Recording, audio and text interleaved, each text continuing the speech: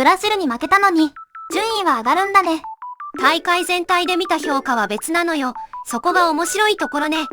じゃあ最初は日本の世界ランキングの話からいくのだ。今回の順位、勝敗だけで決まるって話じゃないのだ。そうよ。大会でどこまで進んだかがちゃんと聞くの。学校の成績表みたいじゃん。テストだけじゃなくて提出物も見る感じ。日本は1次リーグを2位で抜けて決勝トーナメント1回戦まで行ったのだ。しかも相手は優勝回数が一番多いブラジルよ。そこで1対2なら見え方も変わるわ。あと一歩まで行ったの。普通に熱いよね。最新の世界ランキングは17位で大会前より1つ上がったのだ。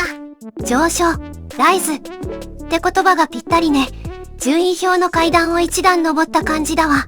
順位表って教室の人気順みたいでちょっと落ち着かないじゃん。じゃあみんなは負けても内容が良ければ納得しやすいのだ。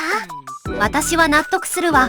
結果だけじゃなくて中身が見える試合だったもの。アーシも最後まで走った感じがある試合はちゃんと見たくなる。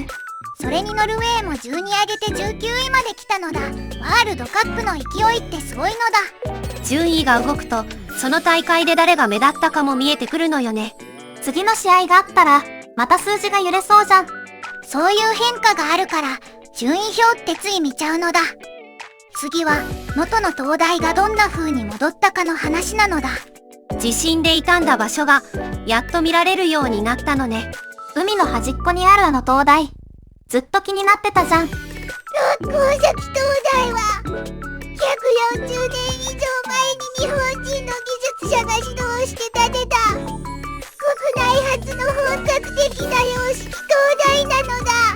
最初から日本の海を支えてきた建物ってことね。重みが違うわ。歴史があるのに今もちゃんと役目があるの。かっこいいよね。おととしの地震で大きなレンズが落ちて壊れたのだ。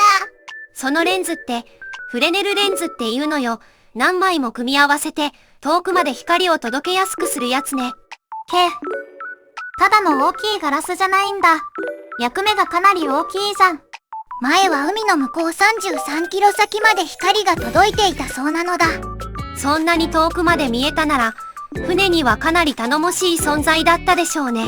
今は LED に変えて動いてるのも時代が進んだ感じするじゃん。20日に内部を公開して地震の後を見られるようになったのだ。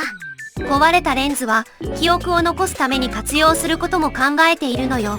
見に行ってちゃんと残していく流れなの。いいよね。しかも国の重要文化財になる見通しなのだ。守る理由がはっきりしているのは復旧の力にもなるわね。のろし町の名前に合わせた白い煙も上がってて応援の気持ちが伝わるじゃん。最後は海で起きた事故の話なのだ。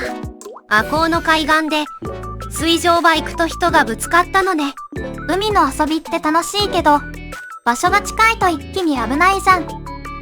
20日の午後0時半頃に通報があって22歳の女子大学生が意識のない状態で運ばれたのだ。そういう知らせはほんと胸が重くなるわね。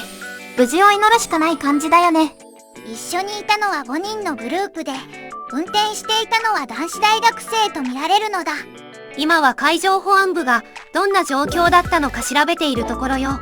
海って広いイメージでも人がいる場所と乗り物の場所は分けないと怖いじゃん。見た目は広くても近づくと一瞬で事故になるのだ。水上バイクは速度が出やすいから周りの確認が甘いと危ないわね。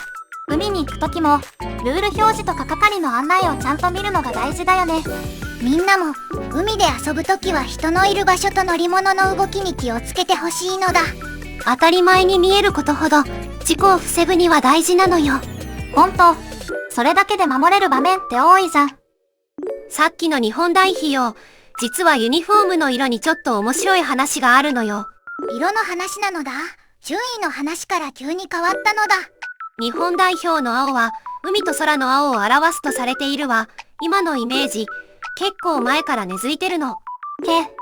ただの青じゃなくて意味があるの。いいじゃん。最初の国際試合では別の色のシャツを使っていてその後青が定着したのよ。じだったわけじゃないのだ。積み重ねで今の色になったのだ。しかもワールドカップには8回出ていて、ノックアウトステージ進出はアジア勢で最多よ。順位の話とつながると、なんか歴史ごと見たくなるじゃん。今日は順位も東大も事故もいろんな意味で見どころがあったのだ。気になった話があったら、コメントで教えて。概要欄にリンクもあるから、後で見返してちょうだいね。また次回も一緒に見てほしいのだ。